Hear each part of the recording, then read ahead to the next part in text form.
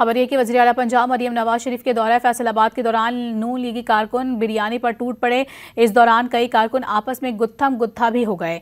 लीगी कारकुनान मरियम नवाज का खिताब सुनने से पहले ही बिरयानी पर लपक पड़े। आपको बता रहे हैं वाज़े तौर पर कि फैसलाबाद में ई बस प्रोजेक्ट की इफ्तिताही तकरीब के मौके पर वज़ीर आला पंजाब मरियम नवाज शरीफ के खिताब के दौरान ये तमाम तर सूरत हाल देखने में आई कि वज़ीर आला पंजाब मरियम नवाज शरीफ दौरा फैसलाबाद के दौरान जब वो कारकुनान से खिताब कर रही थी कि उस दौरान तमाम तर कारकुनान बिरयानी पर टूट पड़े।